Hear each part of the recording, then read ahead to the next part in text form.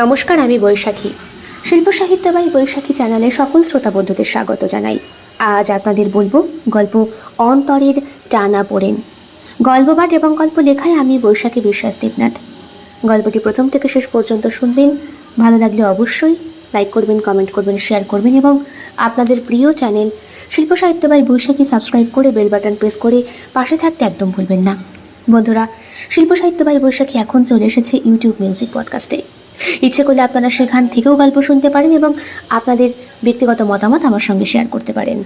আজ আপনাদের বলবো গল্প অন্তরের টানা পড়েন। গল্প পাঠ এবং গল্প লেখাই আমি বৈশাখী বিশ্বাস দেবনাথ। গল্পটি প্রাপ্তবয়স্ক শ্রোতা বন্ধুদের জন্য। ব্যালকনির আলোতে দাঁড়িয়ে রয়েছে পর্ণা।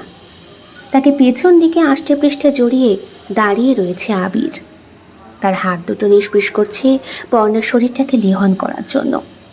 রীতিমতো উত্তেজিত আবিরের শরীর থেকে টপটপ করে ঘাম পড়ছে। কিছুক্ষণ আগে দুইজনে মিলে মদ্যপান করেছিল। এমনিতেই পর্ণা মাদকাসক্ত, তার উপরে ইঞ্জেকশন নিত, তাই একটু মদ খেলেই সে কেমন যেন কাহিল হয়ে পড়ে আর একটা সুখী দাম্পত্য জীবনের মধ্যে তার মন ঘোরাফেরা করে। এই মুহূর্তে পর্ণা স্বপ্ন দেখে, তার কল্পনা জগতে ভাসে।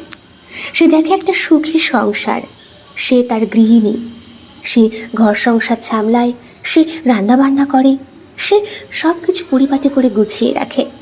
আর তার স্বামীটি অফিসে বেরোনোর আগে তাকে জড়িয়ে ধরে আদর করে। আবেশে চোখ বন্ধ করা পর্ণা ধীরে ধীরে আবিরের দিকে ঘোরে এবং আবিরের হাত দুটো পর্ণার গালে স্পর্শ করতেই নিজের পুরুষ্ট ঠোঁটের সঙ্গে ঠেকাতে যাবে এমন সময় রণজয় একজন ৩৫ বছরের বয়সী যুবক, যার উচ্চতা ৫ ফুট ৮ ইঞ্চি, গায়ের রং ফর্সা, চুল ঘন কালো এবং মুখে দাড়ি গোঁফ রয়েছে। তার চোখ দুটো বড় এবং গভীর, যেখানে একসময় স্বপ্ন এবং আশা ছিল, কিন্তু এখন একরকম হতাশা আর ক্লান্তির ছাপ পড়েছে। রণজয়ের স্ত্রী পর্ণা। ওরা দুইজনেই প্রায় সমবয়সী। উচ্চতা ৫ ফুট ৪ ইঞ্চি। তার গায়ের রং উজ্জ্বল শ্যামলা, চুল লম্বা এবং সোজা, যা সাধারণত খোলাই থাকে। তার চোখে একরকম আত্মবিশ্বাস এবং শক্তির ছাপ দেখা যায়, যা তার কঠোর পরিশ্রম এবং সংগ্রামের প্রতিফলন। তাদের ফ্ল্যাট কলকাতার এক ব্যস্ত এলাকায়। এটি একটি দুটি বেডরুমের ফ্ল্যাট, যার ড্রয়িং রুমের একপাশে সোফা সেট এবং একটি টিভি রয়েছে। ডাইনিং টেবিলটি ছোট্ট কিন্তু সাজানো, যেখানে দুইজন প্রতিদিনের খাবার খায়। রান্নাঘরটি ছোট হলেও পরিপাটি, যেখানে পর্ণা প্রতিদিনের রান্না করে। তাদের শোবার ঘরে একটি বড় বিছানা এবং জানালার পাশে একটি ছোট টেবিল রাখা আছে, যেখানে পর্ণা তার কাজের ফাইলগুলো রাখে। এই ঘরটি বর্তমানে খালি, তবে মাঝে মধ্যে রণজয় এখানে একা বসে থাকে। ফ্ল্যাটটির চারপাশে শহরের কোলাহল এবং যানজটের শব্দ শোনা যায়, কিন্তু সন্ধেবেলা এক ধরনের শান্তি নেমে আসে যখন সবাই তাদের কাজ শেষ করে ঘরে ফেরে। পাশেই একটি ছোট্ট পার্ক আছে, যেখানে শিশুরা খেলা করে এবং বৃদ্ধরা সন্ধ্যায় হাঁটতে আসে। ফ্ল্যাটের কাছেই একটি বাজার এবং কিছু দোকানপাট রয়েছে, যেখানে পর্ণা তার প্রয়োজনীয় জিনিসগুলো কিনে থাকে। কাজ থেকে বাড়ি ফিরে আসে একদিন সন্ধ্যায় পর্ণা। দরজা খুলতেই দেখতে পায় রণজয় সোফায় বসা। তার চোখ দুটো কেমন যেন হতাশাপূর্ণ। পর্ণা বুঝতে পারে কিছু একটা হয়েছে।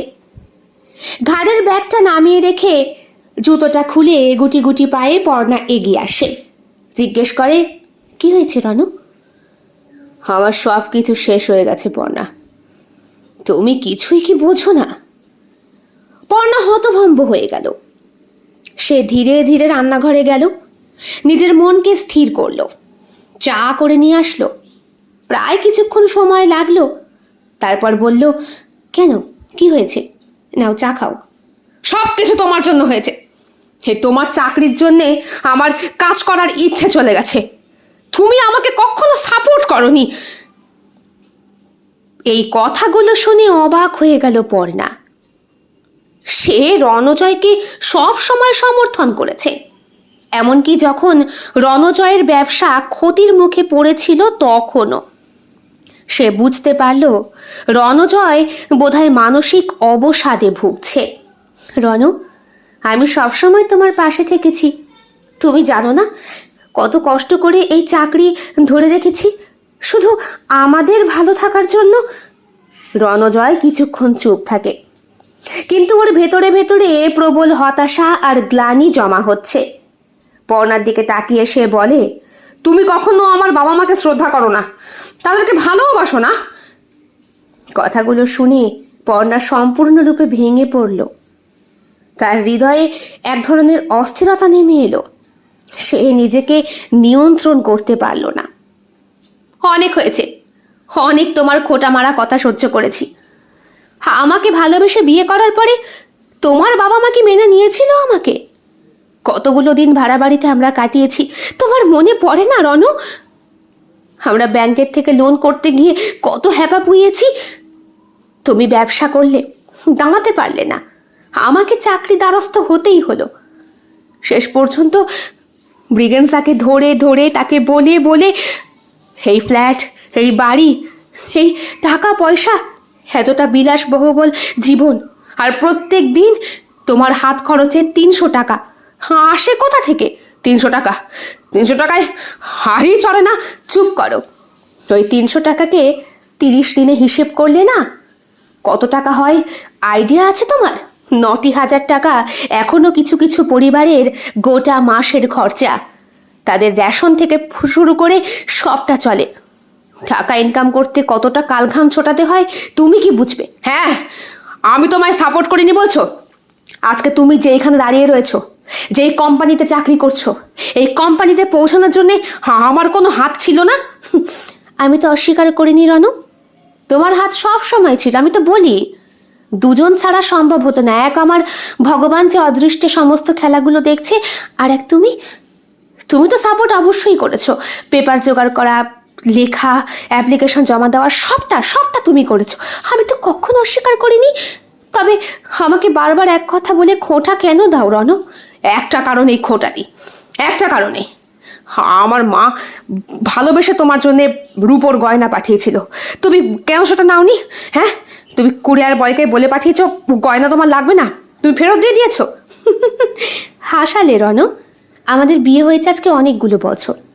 যদি সামান্য ওই রূপোর গয়নাই তোমার মা আমাকে আশীর্বাদ স্বরূপ প্রথম দিনে দিয়ে দিত, আমার মুখটা দেখে আমি সাদরে গ্রহণ করতাম। কিন্তু উনি তো আমাকে তখন দেননি। আজ এতগুলো বছর পরে, ওনার মেয়েকে বিয়ে দেওয়ার পরে, মেয়ের নামে টাকা ব্যাংকে জমানোর পরে, জামাই, তারপর ভাগ্নে, তোমার ভাগ্নে, আর তোমার মায়ের একমাত্র নাতি, সবাইকে ফিক্সড টিক্সড করে দেওয়ার পর অবশিষ্ট যেটুকু বেঁচে আছে তোমার নামে লিখে দিয়ে ওই সামান্য কয়েক হাজার টাকার অলংকার ও আমি নিয়ে কি করব? তাই আমি বলেছি যাকে দেওয়া তাকেই দিতে বলো। আর ওসব আমার এখন আর লাগবে না, আমি গড়িয়ে নিতে পারি। এটাই আমার ভুল? অবশ্যই ভুল। আমার বাবা মা মানছি তোমাকে মেনে নেয়নি, মানছি। তাই বলে কি সারা জীবন তোমার কাছে গয়না দেয়নি বলে খোটা খাবে নাকি? হ্যাঁ, আমি তো খোটা দিইনি, ওটা আমার কষ্ট। তোমাকে একদিনই তো বলেছিলাম। না, একদিন বলনি, তুমি প্রায় দিনে আমাকে শোনাও। শোনো পর্ণা, যদি আমার ক্ষমতা থাকতো তোমাকে ছুঁড়ে মারতাম ওই গয়না বানিয়ে। ওই জন্যই ভগবান তোমার পা দুটোকে ভেঙে রেখে দিয়েছে। মানে? মানে ওই যে নিষ্কর্মা ঢেকে হয়ে বসে আছো। আমি তোমার ঘরের লক্ষ্মী, লক্ষ্মীকে অপমান করতে নেই। তুমি আমার প্রতিনিয়ত অপমান করো, খোঁটা দাও, আমার কাজ নিয়ে সবসময় কথা শোনাও। শোনো রনু, যতই তুমি অ্যাপ্লিকেশন লিখে দিয়ে আমাকে সাহায্য করো না কেন, পারিশ্রমিকটা আমি না দিলে আমি এই জায়গায় কোনো দিন পৌঁছাতে পারতাম না। তুমি হাজার চেষ্টা করেও অ্যাপ্লিকেশন লিখে এই স্থানে আমাকে আনতে পারতে না। অহংকার থেকে বলছি না, এটা আমার পরিশ্রমের ফসল। সুতরাং আমার এই কাজের পেছনে তোমার গুরুত্বের সঙ্গে সঙ্গে আমার কাজেরও গুরুত্ব আছে। রইল বাকি তোমার বাবা মা। যদি আমি তাদেরকে ভালো নাই বাসতাম, তাহলে তোমার বলা কথার সঙ্গে সঙ্গে হাজার হাজার টাকা ব্যাংকের থেকে তুলে আমি তোমায় দিয়ে দিতাম না। তোমার কোনো আইডিয়া আছে কত হাজার টাকা তুমি আমার কাছ থেকে ধার নিয়েছো? সব শোধ করে দেবো, সব শোধ করে দেবো। গত মাসে তোমার মায়ের জন্য জুতো কিনেছিলে একজোড়া, বললে আমাকে টাকাটা দিয়ে দেবে। এখনো পর্যন্ত সেটারই বন্দোবস্ত করতে পারোনি, আবার তুমি টাকা দেবে। কথাটা বলে পর্ণা ঘরে চলে যায়। রণজয় বেশ খানিকক্ষণ রাগের চোটে গজগজ করে, কিছু বলতে পারে না। বিয়ের পরপর ওদের আর্থিক অবস্থা খুব খারাপ ছিল। ব্যাংকের থেকে লোন তুলতেও বন্ধুদের সাহায্য নিতে হয়েছিল। রণজয় চেষ্টা করেছিল কাপড়ের ব্যবসা করতে, কিন্তু এখন মার্কেটে এত কাপড় ছেয়ে গিয়েছে যে আর বিভিন্ন রকমভাবে সোশ্যাল মিডিয়ায় যেভাবে পোস্ট হচ্ছে, তাতে দাঁড় করানো ব্যবসা খুব কষ্টের কাজ। রণজয় তবুও যেন ভাঙে না, দোষ বারবার পর্ণাকেই দেয়। তুমি তুমি কি ভেবেছ আমাকে অপমান করে তুমি শান্তি পাবে? আমি তোমায় অপমান কোথায় করলাম? অফিস থেকে ফেরার পরই তোমার মুড গরম। কোনোদিন তো তোমাকে বলিনি এক কাপ চা করে খাওয়াও, বরং রান্না থেকে শুরু করে সবটা আমিই করে যাই। আবার যাওয়ার আগে তোমার হাত খরচটা পর্যন্ত দিয়ে যাই। ওই হাত খরচটা জমিয়ে তো কোনোদিন আমার জন্য কিছু সারপ্রাইজ দাওনি রণ। ঠিক তুমি খরচ করেছো, যে কোনোভাবে হোক।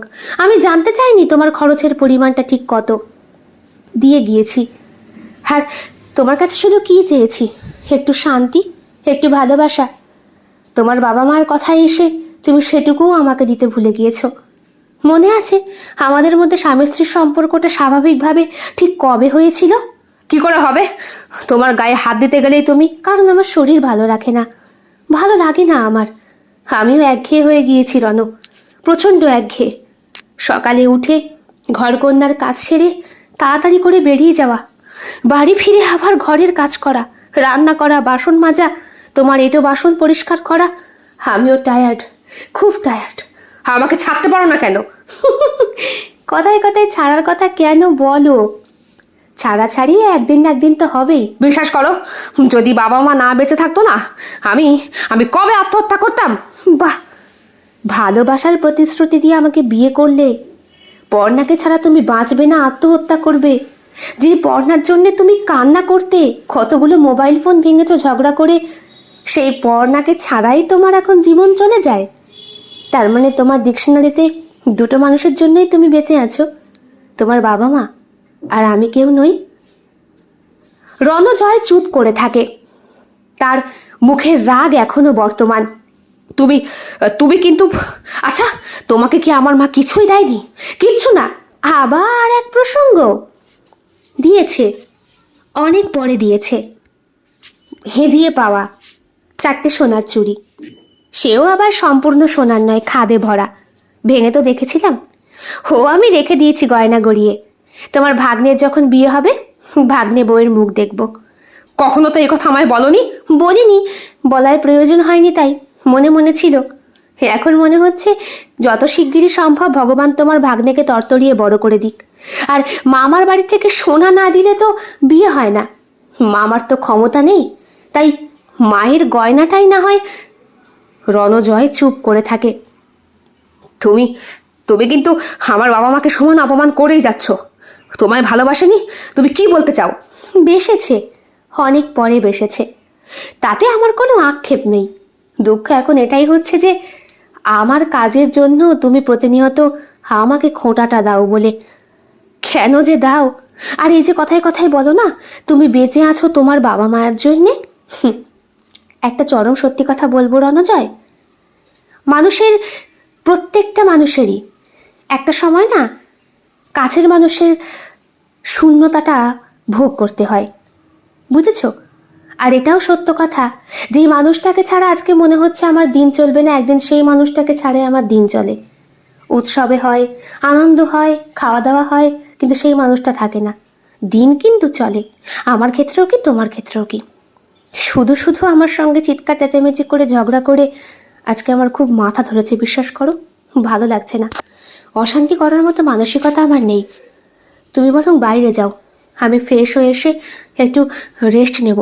একটু ঘুমাবো। আর রাতের রান্না ওগুলো কি আমি করব? আমাকে কি বাড়ির চাকর পেয়েছো? আমি কখন বললাম তুমি বাড়ির চাকর? আমার কাজ আমিই করব। তুমি তো রাজার ছেলে, বসে বসে খাবে। পড়না, তুমি তুমি যখন কাজ করতে না, আমি তোমায় তখন খাওয়াতাম না? তোমার টাকা, তোমার হাত খরচ আমি তোমায় দিইনি? দিয়েছো। আমি তো কোনোদিন কাজ করতে চাইনি। আমি রাজধানীর মতো তোমার টাকায় পায়ে পা দিয়ে বসে খেতে চেয়েছি। কপালে তো সেটা সইল না, ইনকাম আমাকে করতেই হলো। সেই সময়কার দিনের কথা এখন বাদ দাও, অতীত নিয়ে কেউ বেঁচে থাকতে পারে না, বর্তমানটাই তার সব। তুমি এখন যাও, আমি আমি একটু রিল্যাক্স করব। প্রচণ্ড মাথা যন্ত্রণা করছে। ঘরের লাইটটা অফ করে দিয়ে একটু শোবো প্লিজ। রণজয় দরম করে দরজাটা বন্ধ করে ঘর থেকে বেরিয়ে যায়। এত জোরেই দরজাটা বন্ধ করে যে আরও মাথা ব্যথা বাড়ে পর্ণার। সে একাকী ঘরে বসে কান্না করে। শাড়িটা খুলে রেখে বাথরুমে গিয়ে ঠান্ডা জলে স্নান করে পর্ণা। ক্লাস 11 থেকে প্রেম ওদের। গ্র্যাজুয়েশন কমপ্লিট করেই ওরা বিয়ে করেছিল। বাড়ি থেকে পালিয়ে গিয়েছিল বলে শ্বশুর বাড়িতে মেনে নেয়নি। তারপর এত দূর ওদের জার্নি। সন্তানাদি এখনো হয়নি, কারণ মানসিক দিক থেকে কেউই তৈরি নয় একটা বাচ্চাকে মানুষ করার জন্য। বিশেষ করে পর্ণা, সে তো হিসেব করেই পেরে ওঠে না কাজ সামলে ঘর সামলে বাচ্চাকে কতটুকু সময় দিতে পারবে। তাই তো প্রত্যেক দিন সকালবেলা উঠে একটা করে পিল সে খেয়ে নেয়। রণজয় সব সময় তৈরি সন্তান জন্ম দেবার জন্যে, বাবা ডাক শোনার জন্যে। তাই তো সে রবার ছাড়াই কাছে যায় পর্ণার। কিন্তু পর্ণা জানে এই সময় একটা সন্তান এলে তার ওপরে কিরকম প্রতিক্রিয়া সৃষ্টি হবে।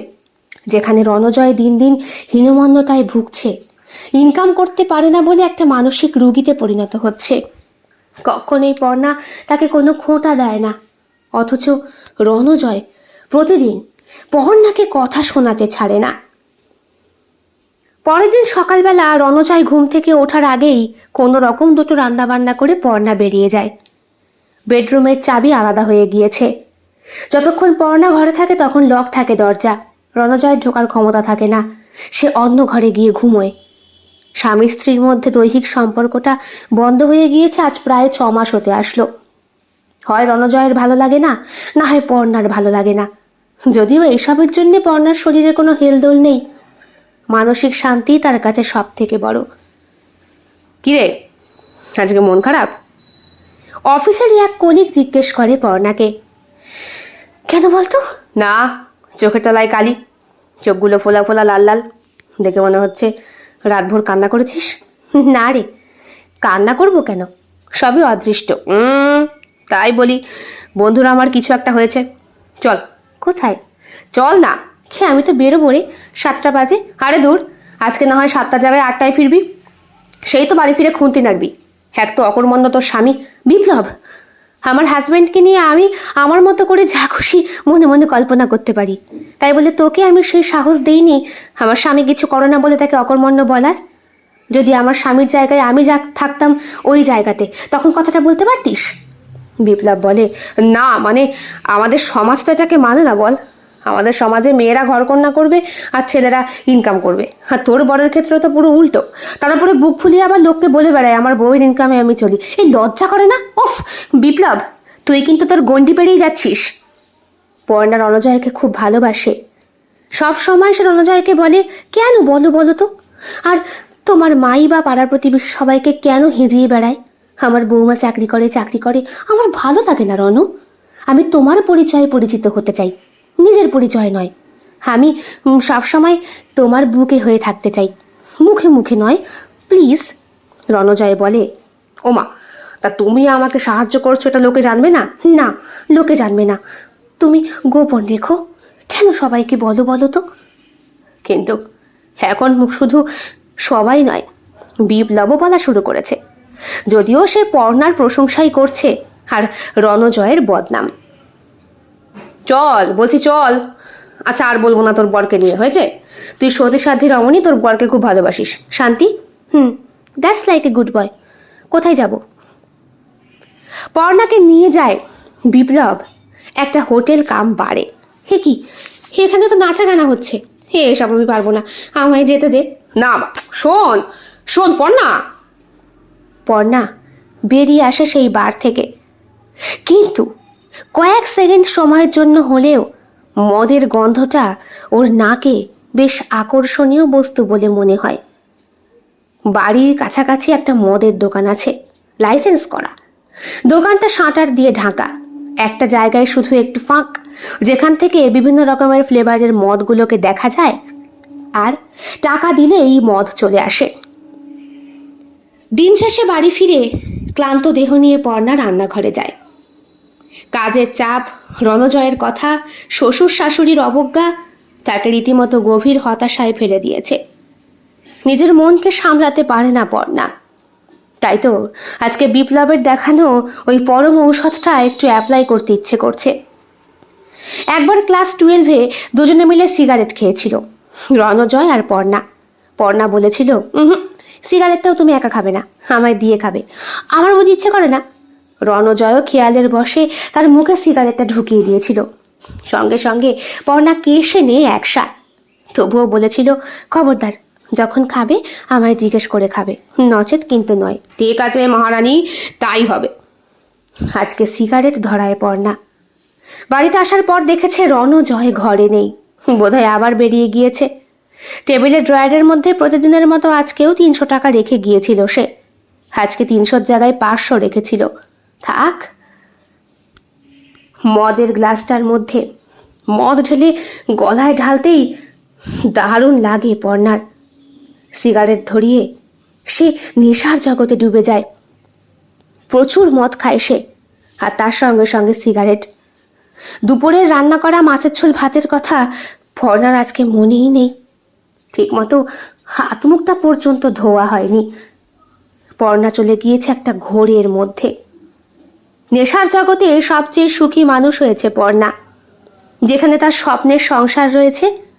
একটা সুন্দর একতলা বাড়ি, পরিপাটি করে সাজানো গোছানো। সেখানে শ্বশুর শাশুড়ি রয়েছে, রণজয় আছে, সে আছে, ঠাকুর দালান আছে, আর আছে ছোট্ট একটা বাচ্চা। ছেলে না মেয়ে পর্ণা বুঝতে পারছে না, তবে মনে হচ্ছে এটা ওর কোলের। রণজয় সকালবেলা অফিসের জন্য তৈরি হয়ে বেরোচ্ছে, গলায় টাই বাঁধছে। পর্ণা শাঁখা সিঁদুর পরে, শাড়ি পরে, খাবার গুছিয়ে রণজয়কে ডাকতে এসেছে। ছোট্ট বাচ্চাটা তখন ঠাকুমার সাথে খেলছে। কেউ কাছে নেই দেখে রণজয় হ্যাঁচকা টান মেরে পর্ণাকে বুকে ধরে। পর্ণা জানে এইটা ছাড়া রণজয় অফিসে কিছুতেই যাবে না। যাবার আগে বউকে এক প্রস্ত আদর করতেই হবে। তাতে শরীরের সমস্ত পোশাক খুলতে হয়, হোক। আদরটাই যেন আগে। প্রতিদিনের মতো আজকেও শাড়ির কুঁচি আর কপালের সিঁদুর ঠিক করতে করতে পর্ণা বলে, কি যে করো না প্রতিদিন, কোনদিন না মা দেখে ফেলবে। কিচ্ছু দেখবে না। টুকাই তো এখন খেলা করছে মায়ের সাথে। খেলুক, ছেলে বড় হচ্ছে না? সে কোনোদিন হাঁটতে হাঁটতে বল নিয়ে ঢুকে পড়বে, তখন বুঝবে, দেখবে বাপু খেলা করছে। হাসে পর্ণা। রণজয় বউয়ের কপালে চুমু খেয়ে বলে, কি রান্না করেছো? চলো এবার খেতে দিয়ে দাও, দেরি হয়ে যাবে। তখন থেকে বলছি, প্রতিদিনই হলুদ মাখা হাতেই তুমি আমায় আদর করো, আর প্রত্যেকদিন আমার শাড়ি নোংরা হয়ে যায়। এই কথাটার মধ্যেও যেন একটা সুখ আছে। পর্ণা দেখতে পায় সেটা। শ্বশুর শাশুড়িকে সে যত্ন করছে। রণজয় ঘর থেকে বেরিয়ে যাওয়ার পরে গোটা সংসারটাকে সে গৃহিণীর মতো সামলাচ্ছে, কোমরে আঁচল গুজে। এখনো সে শাড়ি পরে, স্লিভলেস ব্লাউজ পরে, শিফনের দামি শাড়ি, আঁচলটা এয়ার হোস্টেস করা, মাথার বড় বড় চুলগুলোকে সব সময় ছেড়েই রাখে। তবে সিঁদুর আর শাঁখা পলা সে পরে না। হাতে একটা আয়স্তি ঘড়ি, আর কপালে ছোট্ট একটা কালো টিপ অথবা লাল টিপ। সিঁদুর বলতে সামান্য মাছির মতো, দূর থেকে কিছুই বোঝা যায় না। এটাই তো অফিসের নিয়ম স্টাফদের। পর্ণা, এই পর্ণা, পর্ণা। রাত্রেবেলা রণজয় পর্ণার কক্ষে যায়।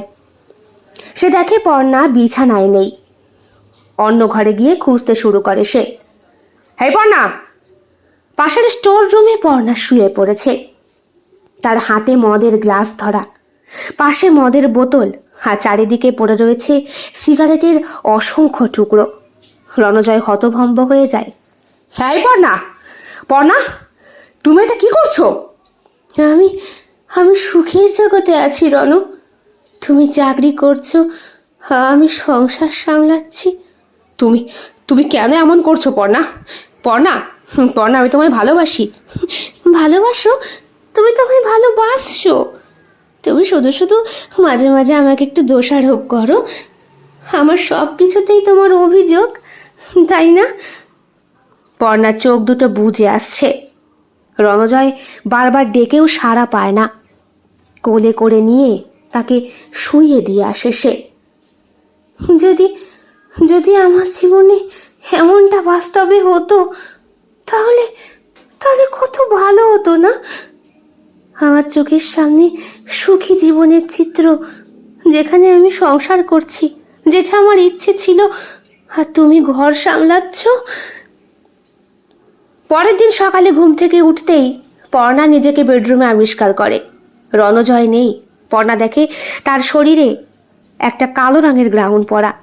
এইটাই তো গত মাসে সে কিনেছিল নিউ মার্কেট থেকে।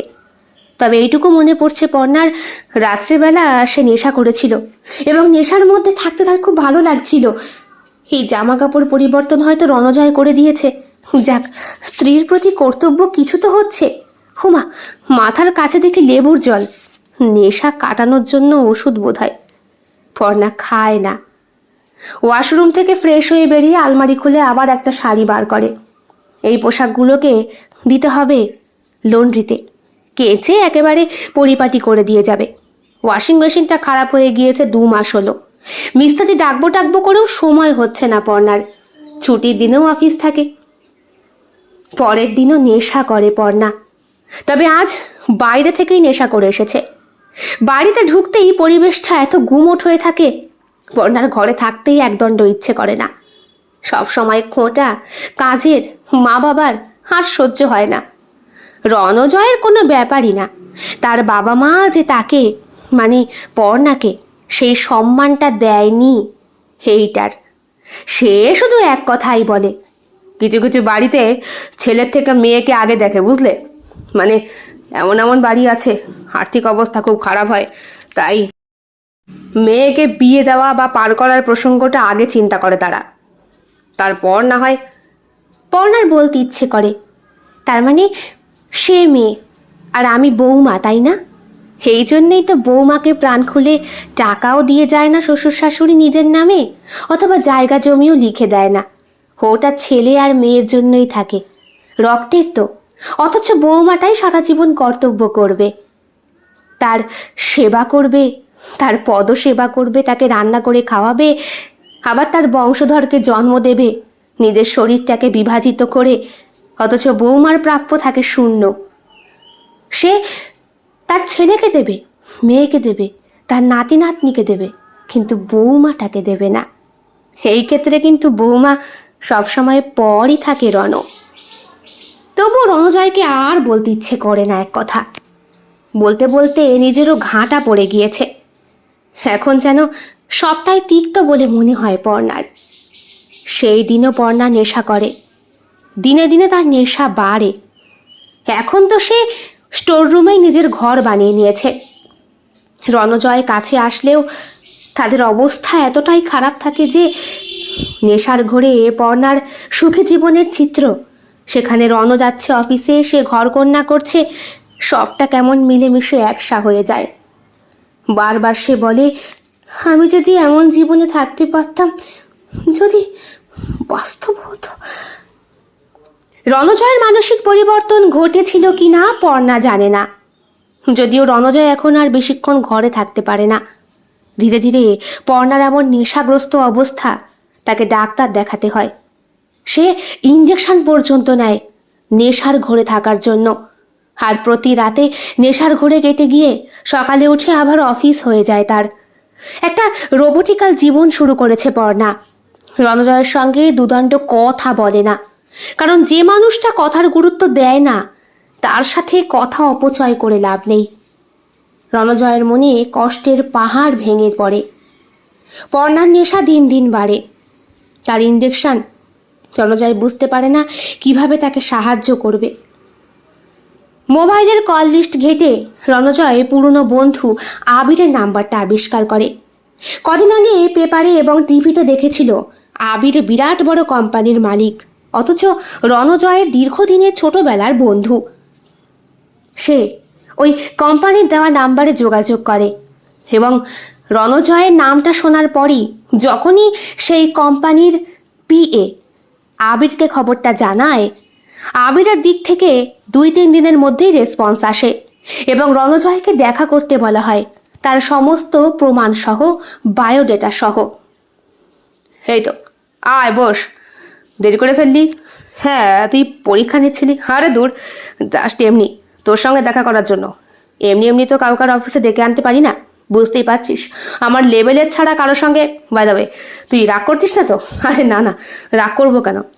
তুই এখন এত বড় কোম্পানির মালিক হয়েছিস, হ্যাঁ আমি তো তোর নখের যোগ্য না। হ্যাঁ বাদ দে রণ, একসময় তুই কিন্তু ব্রাইট স্টুডেন্ট ছিলি। তাহলে পড়ার খবর কি? ভালো নেই রে। কেন, কি কি হয়েছে? আবির, আমার জীবনটা একদম ভেঙে গিয়েছে। পর্ণা এখন নেশা করে, ইঞ্জেকশন নেওয়া শুরু করেছে। আমি আর পারছি না আবির। কি বলছিস রণ? এটা কি করে সম্ভব হলো? তুই কিছু করেছিস নাকি? এই দেখ, এই দেখ পর্ণার ছবিটা দেখ। মোবাইল বার করে রণজয় দেখায়। এক সময় কত সুন্দর ছিল দেখ, আর এখন অবস্থা কত খারাপ। আমি নিজে ওকে অনেক অপমান করেছি রে, যেটা আমার করা উচিত ছিল না। আবির পর্ণার ছবি দেখে আর মনের মধ্যে এক ধরনের তীব্র আকর্ষণ অনুভব করে, তবে স্বীকার করে না। কি হয়েছে আমাকে বলবি? দেখ, আমার কাজ নেই আজকে অনেকগুলো বছর। বলতে গেলে পর্ণাই আমাকে টানে। এসব বিষয় নিয়ে কোনোদিন পর্ণা আমায় খোঁটা দেয়নি, যখন যা চেয়েছি তখনই দিয়েছে। মাঝখানে বাধা হয়ে দাঁড়িয়েছে আমার বাবা মা। মাঝে মধ্যে ফ্ল্যাটে আসে, আর এত বছর বিয়ে হওয়ার পরেও পর্ণাকে যেহেতু উপযুক্ত সম্মানটা দেয়নি, তাই পর্ণা সেই আঘাতটা ভুলতে পারে না। হয়তো পর্ণার জায়গায় আমি থাকলে আমিও ভুলতে পারতাম না, কারণ নারীদের কাছে আত্মসম্মানটা অনেক বড়। তবুও পর্ণা কিন্তু আমাকে ছাড়ে না। হ্যাঁ, আমার কথার দোষে আজকে পর্ণা। আচ্ছা, দুপুরের পরে তুই আমাকে একটু নিয়ে যাবি? কোথায় আবির? তোর তোর বাড়িতে, যদি তোর আপত্তি না থাকে। হে বাবা, আমার আপত্তি থাকবে কেন? চল না। দুপুরের পরে রণজয় আবিরকে ফ্ল্যাটে নিয়ে আসে। আজকে পর্ণা অফিসে যায়নি, এতটাই নেশা করেছে যে সে তখনও বিছানায় ঘুমোচ্ছে। তার শরীরের নাইটিটা হাঁটুর ওপরে ওঠা, শ্যামলা রং আর আকৃতি। নাইটির নিচে তার সুন্দর পায়ের লম্বা শেপ, কোমরের স্লিম আকৃতি আবিরের নজর কাড়ে। পর্ণার সুন্দর মুখ আর গভীর চোখ, যা একসময় আত্মবিশ্বাসে ভরা ছিল, আবির দেখেছে এখন তাতে প্রবল ক্লান্তির ছাপ। তার চুলগুলো বিছানায় এলোমেলোভাবে ছড়ানো, যা তার সৌন্দর্যকে আরো বাড়িয়েছে। অতটা ক্লান্ত শরীরেও পর্ণাকে বেশ আকর্ষণীয় লাগছে। আবির পর্ণার দিকে তাকিয়ে থাকে। নাইটির ভেতরে থাকা পর্ণার শরীরের স্লিম এবং সুন্দর আকৃতি, শরীরের কোমলতা ও সৌন্দর্য আবিরকে আকর্ষণ করে। মনের ভেতরের সেই হারিয়ে যাওয়া অনুভূতিটা লুকিয়ে রাখে সে। দেখ দেখ দেখ আবির, এক সময় কত সুন্দরী ছিল আমার পর্ণা, এখন দেখ। পর্ণা, এই পর্ণা, পর্ণা। পর্ণাকে দেখে আবিরের খুব কষ্ট হয়। আমি আবির, চিনতে পারছিস? কি হয়েছে বল? আবির, আমার জীবনটা নষ্ট হয়ে গেছে আবির, আমি আর কিচ্ছু চাই না। পর্ণা, পর্ণা তুই নিজেকে হারিয়ে ফেলছিস। তুই জানিস তোকে দেখে কতটা কষ্ট পাচ্ছে রণজয়? হ্যাঁ, তুই আবার নিজেকে খুঁজে বার কর পর্ণা, সব ঠিক হয়ে যাবে। আমি আর পারছি না তো, আর পারছি না। রণজয় আমাকে সব সময় খোঁটা দেয়, আমার খুব কষ্ট হয়। আমি আর বাঁচতে চাই না আবির। পর্ণা, পর্ণা, আমি আর রণ তোকে সাহায্য করব, তোর পাশে থাকবো, তুই একা নোস। শোন। পর্ণা আবার ঘুমিয়ে পড়ে। শোন রণ, আমার অফিসে একটা জায়গা ফাঁকা আছে, দেখ, তুই যদি চাস তোকে আমি চাকরিটা দিতে পারি। আর পর্ণাকে ভালো একটা ডাক্তার দেখারে, ওর চিকিৎসার প্রয়োজন আছে। রণজয় একটু আশ্বাস পায়, কিন্তু পর্ণার নেশা ওকে গভীর চিন্তায় ফেলে। আজ রণজয় চাকরি পেয়েছে মাস 2 হলো। পর্ণাকে খোঁটা দেওয়ার কথা এখন তার আর মনে থাকে না। পর্ণা মাঝে মধ্যে অফিস যায়, মাঝে মধ্যে কামাই, সেই কারণে অফিস থেকেও তাকে অনেকবার ওয়ার্নিং দেওয়া হয়েছে। আবিরের পাল্লায় পড়ে শেষ পর্যন্ত পর্ণা ডাক্তার দেখাতে বাধ্য হয়েছে, কিন্তু ডাক্তারের ওষুধ সে ঠিক মতো খায় না। রুগী যদি ডাক্তারের সঙ্গে কোঅপারেট না করে তাহলে হাজার হাজার ওষুধেও ডাক্তার রুগীকে সুস্থ করতে পারবে না। শোনো, বুঝলে, একদিন রণজয় পর্ণাকে জানায় পর্ণা সেই দিন রান্নাঘরে রান্না করছিল। আগের থেকে শারীরিক অবস্থা সামান্য একটু ঠিক হয়েছে। যেহেতু রণজয় ওকে কাছাকাছি রাখে তাই নেশা খুব একটা করতে পারে না সে। ডাক্তার বলেছেন লাংসের অবস্থা ভীষণ খারাপ। এই কয়েক মাসের মধ্যে এত পরিমাণে মদ ও শরীরটাকে ভিতর থেকে ভেঙে দিয়েছে। আর সব থেকে বড় কথা, যার মনের ভেতরেই বাঁচার ইচ্ছে নেই তাকে বাঁচানো খুব দুষ্কর। আবির আমাকে মেক্সিকোতে পাঠাচ্ছে 1 মাসের জন্যে। তুমি যাবে আমার সঙ্গে? না না, আমার সময় হবে না। তাছাড়া আমারও তো অফিসে কাজ আছে। না মানে তুমি তো আজকাল অফিস যাচ্ছ না, আর তুমি কাজটা ছেড়ে দাও না। আবির আমাকে যে কোম্পানিতে ঢুকিয়েছে, এখানে টিকে থাকতে পারলে তোমার আমার ভবিষ্যৎ নিয়ে কোনো চিন্তা নেই। আমার আবার ভবিষ্যৎ আছে নাকি রণু? তাছাড়া যতদিন চিন্তাটা খাড়া থাকবে নিজে খেটে নিজের টাকাটা নিজেই ইনকাম করতে চাইবো। পরের ওপরে নির্ভর থাকতে আমি যে আর পারবো না। যে মানুষটা একবার রক্তের স্বাদ পেয়েছে তার কাছ থেকে রক্ত খাওয়া ছিনিয়ে নিও না রণু। রণজয় চুপ করে থাকে। তুমি সাবধানে যেও আর ভালোই ভালোই ফিরে এসো। চলে যায় সেই দিন রণজয়। আর ও বেরোনোর মিনিট 5 মধ্যে আবিরের ফোন আসে। আবির প্রথম থেকেই পর্ণার প্রতি আকৃষ্ট। ওরা 3 জনে স্কুল লাইফের বন্ধু ছিল। এরপরে আবির চলে যায় তার বাবা মার সঙ্গে দিল্লিতে। সেখানেই পড়াশোনা।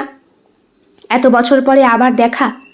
আবির নিজে এখনো অবধি বিয়ে করেনি, বলতে গেলে বিয়ে করার সময় পর্যন্ত পায়নি। জীবনে উচ্চ আশা এতটাই তার, বিয়ে করে সময় নষ্ট সে করতে চায় না। কিন্তু পর্ণার মতো একটি সুন্দরী শিক্ষিতা কর্মঠ মেয়ের এই অবস্থা আবিরকে রীতিমতো ভাবায়। হ্যাঁ, কেমন আছিস? তোর দয়াতে ভালোই আছি। তুই সাহায্য না করলে হয়তো কিছুই। বাদ দে, এমন কথা বলিস না, আমি আসছি। আবির নিয়মিত পর্ণার সঙ্গে দেখা করতে থাকে, বিভিন্ন রকম বিষয় তাকে সাহায্য করে। পর্ণা অফিস থেকে বাড়ি ফেরার পরই মদের বোতল নিয়ে আসে। ঠিক সেই সময় আবির চলে আসে, পর্ণার সঙ্গে রান্না করে আর কথায় কথায় ভুলিয়ে রাখে। ওষুধগুলোও ধরে ধরে খাওয়ায়। জানিস, আমি না রণজয় নেই বলেই বলছি, তুই আমার কাছে থাকলে না আমার একদম একা একা অনুভব হয় না। মনে হয় যেন সবসময় কেউ আমার সঙ্গে আছে। থ্যাঙ্কস। তুই না থাকলে আমিও বোধহয় একাই থাকতাম।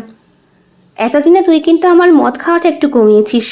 এই শোন, আজকে রাতে তোর বাড়িতে থাকবো, সিনেমা দেখবো। কি বলছিস? রণজয় জানতে পারলে তোকে কুটি কুটি করবে। তুই বললে তো। পর্ণা তাকিয়ে থাকে আবিরের চোখের দিকে। রাতে পর্ণার টিভিতে একটি সুন্দর সিনেমা চালায় আবির। রাত্রিবেলা একসঙ্গে সিনেমা দেখে। আজকে নেশা ছাড়া পর্ণা ঘুমোয়। আবিরের কাঁধে মাথা রেখে আরাম বোধ করে সে। আর আবিরও পর্ণার প্রতি আকৃষ্ট হয়। পর্ণাও আবিরের সঙ্গ উপভোগ করে। ধীরে ধীরে সম্পর্কের গভীরতা বাড়তে থাকে। একদিন আবির আর পর্ণা একসঙ্গে বারান্দায় বসে চা খাচ্ছিল। তোর হাসি মুখটা কিন্তু খুব সুন্দর। আমি চাই তুই সবসময় হাস। তাই তোরও হাসির মুখটা খুব ভালো। আবির ধীরে ধীরে পর্ণার হাতটা ধরে। পর্ণা ফিরিয়ে দেয়। ছাড়। তবুও একে অপরের দিকে তাকিয়ে থাকে তারা। এক ধরনের অদৃশ্য টান অনুভব হয় তাদের। পর্ণা, এটা বলা ঠিক হবে কিনা জানি না, কিন্তু আমি তোর প্রতি আকৃষ্ট হয়ে পড়েছি। কি? রণজয় জানতে পারলে হবে তোর, আমি জানি, কিন্তু আমি নিজেকে আর থামাতে পারছি না। তুই আমার জন্য অনেক কিছু হয়ে উঠেছিস, বিশ্বাস কর। পর্ণা আবিরের দিকে তাকিয়ে থাকে। সে বুঝতে পারে আবির সত্যিই তার প্রতি গভীর অনুভূতি পোষণ করছে। খুব ঘনিষ্ঠ মুহূর্তে আবির পর্ণার হাত দুটোকে শক্ত করে ধরে, তার ঠিক বুকের মাঝখানে। পর্ণা তাকিয়ে থাকে আবিরের চোখের দিকে। এমন সময় ধীরে ধীরে ওদের মনের ভেতরের কোনো একটা গভীর সম্পর্ক আবিষ্কৃত হচ্ছিল বোধ হয়। পর্ণা বলে, আবির, এটা খুব কঠিন। রণজয় জানতে পারলে বিরাট বিপদ হবে। আবির পর্ণার দিকে তাকিয়ে থাকে। সে বুঝতে পারে যে সত্যি তাদের এই গভীর সম্পর্কটা ধীরে ধীরে গোপনীয়তার আখ্যা পেতে চলেছে। হঠাৎ করে ঘরের দরজা খুলে রণজয়ের প্রবেশ। মেক্সিকো থেকে এসে দ্রুতই তাদের সমস্ত কাজ কমপ্লিট করে ফিরে এসেছে। একটা বিরাট বড় প্রজেক্টের কাজ নিয়ে গিয়েছিল রণজয়। ঘরে ঢুকেই রণজয় দেখে আবির পর্ণার হাত দুটো ধরে খুব কাছাকাছি বসে। ওরা বোধহয় কোনো কথা বলছিল। আচমকা রণজয় ঢুকে পড়ায় ওদের কথা বন্ধ হয়ে যায়। পর্ণা, পর্ণা কেমন আছো? ঘটনার আকস্মিকতা কাটাতে জাস্ট কয়েক সেকেন্ড সময় লাগে রণজয়ের। সে কিছু বুঝতে পারে না এমন করেই জিজ্ঞেস করে। তবে পর্ণা কিছুটা ঘাবড়ে গিয়েছে। ভালো রণ, তুমি এত তাড়াতাড়ি ফিরে এলে? আরে এই তো আবির, ভাগ্যিস আমার অনুপস্থিতিতে তুই পর্ণার সঙ্গ দিয়েছিস, ওকে সাহায্য করেছিস, অনেক ধন্যবাদ। আরে এতে ধন্যবাদের কোনো প্রয়োজন নেই রণ, তুই আমার বন্ধু, আর পর্ণা তো আমার জাস্ট সিস্টারের মতো, তাই না? আবিরের শেষের কথাটা রণজয়ের মনের ভেতরে আরও বেশি সন্দেহের তীর বাড়ায়। হঠাৎ করে পর্ণা তোর বোনের মতো কেন হতে যাবে? আরে বাস, তুই তো জানিস কলেজ লাইফে একটি মেয়েকে ভালোবাসতাম, তার সঙ্গে সম্পর্ক হয়নি বলে জীবন থেকে ভালোবাসার নামটাতেই ইতি টেনেছি। কাজেই পৃথিবীর সমস্ত সুন্দরী নারী এখন আমার কাছে আমার বোন তুল্য। পর্ণা, আজ আসি রে। পর্ণাও অবাক হয়ে গিয়েছে। এমন কথা কেন বলল আবির? সে তো পর্ণার হাত ধরেছিল, তাকে বলেছিল সে পর্ণার প্রতি আকৃষ্ট। তাছাড়া আবিরের হাবভাব, চোখের ভাষা সব কিছুই পর্ণার স্বাভাবিক বলে মনে হচ্ছিল না। সেও চাইছিল খুব শিগগিরই রণজয় ফিরে আসুক। পর্ণা দৌড়িয়ে গিয়ে রণজয়ের বুকের মাঝে মাথা রাখে। রণজয় তাকে শক্ত করে জড়িয়ে ধরে, তার কপালে একটা আলতো চুম্বন দেয় এবং তাকে কোলে করে নিয়ে বেডরুমের দিকে যায়। অনেকদিন পরে পর্ণাকে সুস্থ সবলভাবে রণজয় কাছে পায় এবং তার সমস্ত শরীরের ঘ্রাণে নাক ডুবিয়ে দেয় রণজয়। মাসখানেক পরের কথা। এখন পর্ণা টুকটাক অফিস যাচ্ছে। তার মন মস্তিষ্ক থেকে নেশার ভাবটা পুরোপুরি কেটে গিয়েছে। রণজয় আবার চাকরি ছেড়ে দিয়েছে। সে পর্ণার ওপরেই প্রবল নির্ভরশীল। মাঝখানে একদিন আবির এসেছিল বাড়িতে। রণজয়, আবির এবং পর্ণা একই সঙ্গে মদ্যপ সেবনে আসক্ত হয়েছিল। তখনই তিন বন্ধু মিলে আকণ্ঠ মদ্যপান করে। পর্ণাকে ডাক্তার বারংবার বলে দিয়েছিল মদ তার কাছে বিষের মতো, কিন্তু কোম্পানির বিরাট বড় একটা সেলিব্রেশনে পর্ণার অংশগ্রহণ না করলেই নয়, আর সেটা সাকসেসফুলি অর্জন হয়েছে রণজয়ের জন্য। সুতরাং স্বামী যেখানে সাকসেসফুল, সেইখানে একটু আধটু মদ খেলে শরীর খারাপ করে না, বরং সেটা বিনোদনের পক্ষে যথেষ্ট। মদ খাওয়ার পরে একটি সময় রণজয় বলে, আমার একটা ফোন এসেছে, তোরা বস, আমি আসছি। এই কদিনের মধ্যে রণজয় পর্ণাকে একবারও বুঝতে দেয়নি আবিরের সঙ্গে তার মনের মধ্যেও যে পর্ণার বিষয়ে একটা সম্পর্ক অথবা সন্দেহ দানা বেঁধেছে। যেভাবে দুইজনকে একসঙ্গে দেখেছিল তাতে ভাই বোন মনে করলে সম্পর্কটা ভীষণই স্বাভাবিক হতেই পারে, কিন্তু যদি সেটা অন্যরকম কিছু হয়। যদিও পর্ণা এই কদিন যেভাবে রণজয়কে কাছে টেনেছে তাতে তো মনে হচ্ছে পর্ণার কাছে রণজয়ই সব থেকে বেশি আকাঙ্ক্ষিত। সুতরাং পর্ণাকেও সে কিছু বলতে পারে না। রণজয় পর্ণাকে খোঁটা দেওয়া বন্ধ করেছে। এখন দুইজনে মিলে মিলেমিশে বেশ থাকে। টাইম টু টাইম পর্ণাকে ওষুধপত্র খাওয়ায়, কিন্তু মাঝে মধ্যে আবিরের ফোনটা ধরতে ইচ্ছে করে না রণজয়ের। নেহাত ধরতে হয়, কারণ আবিরের দেওয়া চাকরির টাকাতেই সে এখন পর্ণার সঙ্গে সুখে সংসার করতে পারছে। পর্ণা মদে চোর। রণজয় ফোনটা নিয়ে পাশের ঘরে যেতেই আবির গুটি গুটি পায়ে পর্ণার দিকে এগিয়ে আসে। পর্ণা তখন তীব্র নেশায় আসক্ত। সে দাঁড়িয়ে দাঁড়িয়ে দুলছে আর গুনগুন করে গানের সুর ভাজছে। আবির, থ্যাংক ইউ, থ্যাংক ইউ আমার সেই রণকে আমার জীবনে ফিরিয়ে দেওয়ার জন্য। আমার সেই ভালোবাসার মানুষটা আবার আমার কাছে ফিরে এসেছে। এর ক্রেডিট সম্পূর্ণ তোকে দিতে হয়। আমি তো ক্রেডিটের আশায় চাকরিটা দিইনি। তাহলে কিসের আশায় দিয়েছিস বল, বল আমাকে। আবির পেছন দিক থেকে জড়িয়ে ধরে পর্ণাকে। পর্ণা বলে, কি করছিস? আমি না তোর বোন? র্যাবিশ, ওইসব শব্দ বাঁচার জন্য বলা হয়। দাদা ডেকে বোন ডেকে প্রেম বুঝি লোকে করে না। ভুল করছিস। আমি এতটাও মদ খাইনি যে তোর এই ছলা কলার কথায় ভুলে যাব। রণ, রণ প্লিজ এসো, দেখো আবির। বলে পর্ণার মুখটা চেপে ধরে আবির। পর্ণা গোঙাতে থাকে, কিছু বলতে পারে না। এদিকে রণজয় ফোন নিয়ে ঘরে কথা বলছে। খেয়ে কি করে টের পাবে? পর্ণাকে ঘরে নিয়ে যায় আবির, কিন্তু বেডরুমের দরজা বন্ধ করতে যাবার আগেই রণজয় দরজা ধাক্কা মেরে ঘরে প্রবেশ করে। আবিরকে পর্ণার শরীরের ওপর থেকে সরিয়ে দিয়ে বলে, কি করছিলি?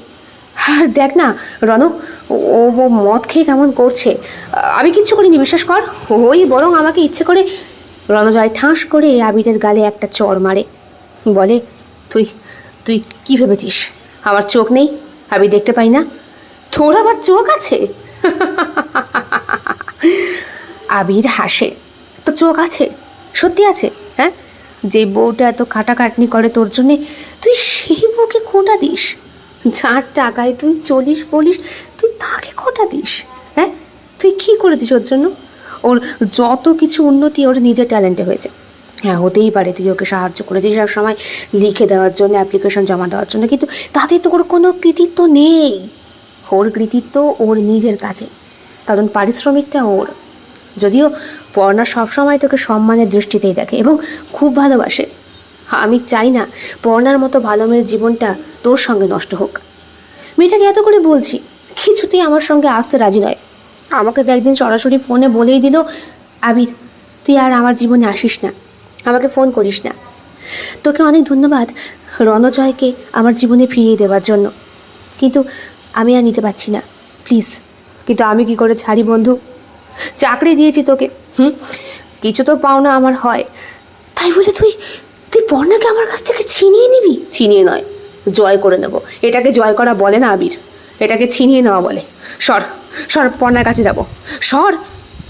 দাপাদাপি করতে শুরু করে দুই বন্ধু মিলে। একটা সময় ধাক্কা দিয়ে রণজয়কে আবির ফেলে দেয়। ওরা ধস্তাধস্তি করতে করতে ফ্ল্যাটের সিঁড়ির কাছে চলে এসেছিল।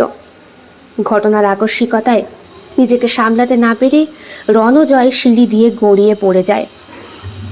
তৎক্ষণাৎ হাসপাতালে ভর্তি করা হয়। 3 দিন পরে ডক্টর জানায় রণজয়ের কোমরের নিচের অংশটা সম্পূর্ণভাবে নষ্ট হয়ে গিয়েছে। সে আর কোনোদিন কাজ করতে পারবে না। ভারী কাজ তো নয়, এখন বিশ্রাম ছাড়া আর কোনো উপায় তার নেই। আমি বেরোচ্ছি, বুঝলে?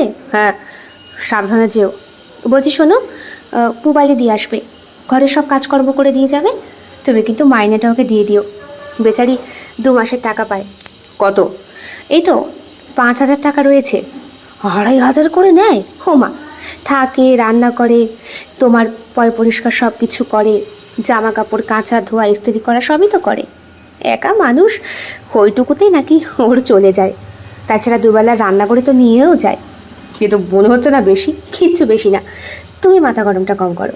আর এই নাও তোমার জন্য 500 টাকা, তোমার হাত খরচ। আর লাগবে না পর্ণা, ওইসব নিয়ে আর মাথা ঘামাই না, চিন্তাও করি না। তাছাড়া দেখলাম তো, বিপদের সময় বন্ধু অবশ্যই দরকার, কিন্তু সেই বন্ধুও স্বার্থ ছাড়া চলে না। আর এই দেখো না, আমার নিজের বিপদের সময়ও তো দেখলাম কেউই সঙ্গে ছিল না, একমাত্র তুমি ছাড়া। এমনকি আমার বাবা মাও, দিদি, জামাইবাবু প্রত্যেকেই নিজের রস গুটিয়ে নিয়েছে। দিদি তো বলেই দিল জামাইবাবুর ব্যবসাপত্র এখন ভালো নেই, সুতরাং তার কাছে হাত পাতা যাবে না। অথচ ফ্ল্যাটের কত মাসের ভাড়া, ইলেকট্রিক বিল, নাজেহাল অবস্থা, তুমি যদি মাদকাসক্ত হয়ে থাকতে তাহলে তো আমাদের পথে ভাসতে হতো। তবে কি বলো তো রণজয়, কিছু কিছু সময়ে টানাপোড়েনের ক্ষেত্রে বোধ হয় অবশ্যই বন্ধুর উপস্থিতিটা বাঞ্ছনীয় হয়ে পড়ে। নাহলে অন্তরের টানাপোড়েন মেটানোর জন্যে তৃতীয় কোনো পুরুষের আগমন যে গুরুত্ব প্রদান করে। আমরা একে অপরের পরিপূরক। আমাদের দ্বিধাদ্বন্দ্ব শত হলেও, শত ঝগড়ার মাঝেও কাছাকাছি দুজনকেই থাকতে হবে। যেমন গাঁটছড়া বেঁধেছি দুইজনে, তেমন দুইজনকেই চলতে হবে। যতই টানাপোড়েন হোক না কেন, কোথাও একটা সেতুর বন্ধন তো আমাদের আছেই। বলে নিজের পেটের ওপরে হাতটা ঠেকায় রণজয়ের পর্ণা। রণজয়ের চোখে জল চলে আসে। পর্ণা বলে, বুঝতে পারছো, আমাদের সেতু আসছে, বুঝেছ? রণজয় বলে, কিন্তু ও জন্মের পর যে ও জানবে ওর বাবা একটা পঙ্গু, ওর মায়ের টাকায় থাক না। যে অধ্যায়টা জীবন থেকে চলে গিয়েছে সে অধ্যায়টাকে আর নতুন করে না খুলেই দেখো, ঠিক চলে যাবে। 5 বছর পর একটি পুত্র সন্তান জন্মেছে। ওই পুবালি মাসি উনি দেখাশোনা করে, যদিও ওনার টাকার পরিমাণটা এখন দ্বিগুণ হয়েছে। বাচ্চাটিকে রাখা, খাওয়ানো, স্কুল দিয়ে আসা, নিয়ে আসা সবই তার করতে হয়। রণজয় মাঝে মধ্যে এখন বাজারে যায়। হুইল চেয়ার ছেড়ে এসে হাঁটতে শুরু করেছে। ফিজিওথেরাপি চলেছে তার অনেকগুলো মাস। অনেকদিন পরে আজ হঠাৎ করে আবার আবিরের সঙ্গে দেখা হয়ে গেল কফি শপে। রণজয় খেতে গিয়েছিল কফি। বাজারের ফিরতি পথে হঠাৎ বৃষ্টি শুরু হয়ে গিয়েছিল, তাই আর কি। এগি রে রণ, কেমন আছিস? প্রথমে আবিরকে দেখে মুখটা ঘুরিয়ে নিয়েছিল রণজয়, কিন্তু আবির এমনভাবে তার সঙ্গে আলাপ করতে থাকে যে শেষ অবধি কথা বলতে বাধ্য হয়। সবটা ভুলে গিয়ে রণজয় বলে, ভালো, তুই? এই তো চলে যাচ্ছে। আলাপ করিয়ে দিই, আমার মিসেস মিতা। মিতাকে দেখে রণজয় অবাক। ভীষণ সুন্দরী একটি বছর 20-র মেয়ে। জিজ্ঞেস করে, তা প্রেম করে নাকি? আরে না না, দেখে শুনে, বাবা মায়ের পছন্দের, একেবারে ঘরোয়া, যেরকম চেয়েছিলাম, সংসারী। এই তো আমার একটা বাচ্চা মেয়েও আছে। মিতা সারাদিন সংসার সামলায়, বাচ্চাটাকে দেখাশোনা করে, নিজের হাতে খাওয়ায়, পড়তে বসায়। বাচ্চাকে যদি মা সময় না দেয় তাহলে কি আর সেই সংসার ঠিকঠাক চলে রে? তারপরে ধর হঠাৎ করে অসুস্থ হয়ে পড়লে তখন তো বাচ্চার মাকেই প্রয়োজন হয়। রণজয়ের মনে পড়ে কয়েক মাস আগে ওর ছেলেটা ডেঙ্গু ধরা পড়েছিল। কত করে বলেছিল পর্ণাকে অফিস থেকে ছুটি নিতে, কিন্তু 7 দিনের বেশি ছুটি কিছুতেই পর্ণা নিতে পারেনি। অথচ ছেলের সিরিয়াস অবস্থা। তাই তো, মা যদি সংসার না করে, বাচ্চাকে না দেখে, তাহলে সেই বাচ্চা সেরকমভাবে ভালোবাসা পায় না, সেভাবে আদর যত্নও পায় না। মাই তো সংসারের হাল। আবার নিজের মনটাকে ঠিক করে নেয় রণ। তার হারিয়ে যাওয়া মন আর অন্তরে টানাপোড়েন আবার শুরু হয়ে গিয়েছে। এক সময় মা বাবার জন্যে, তাদের কথার উপরে ভিত্তি করে পর্ণার সঙ্গে অশান্তি, আর এখন বন্ধুর কথায়, যেই বন্ধুর কাজ নিজেই ছেড়ে দিয়েছে রণজয়। মনে পড়ে যায় তার পূর্বের স্মৃতি। ভাগ্যিস তৎক্ষণাৎ মনে পড়ে গিয়েছিল, না হলে আবার শুরু হয়ে যেত পর্ণা আর রণজয়ের জীবনের মধ্যেখানে অন্তরের প্রবল টানাপোড়েনটা।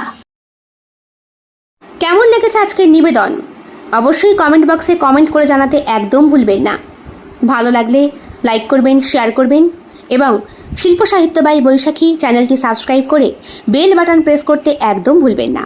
বন্ধুরা, আপনাদের সাহায্য এবং সহযোগিতা আমার কাছে অত্যন্ত গুরুত্বপূর্ণ। আপনারা সকলে খুব ভালো থাকবেন, সুস্থ থাকবেন, ঈশ্বরের কাছে এটাই প্রার্থনা করি। দেখা হবে খুব শিগগিরই আরও একটি নতুন স্বাদের ভিন্ন আঙ্গিকের গল্পের সঙ্গে। অবশ্যই গল্প পাঠ এবং লেখনীতে আমি বৈশাখী বিশ্বাস দেবনাথ। দেখা হচ্ছে খুব শিগগিরই।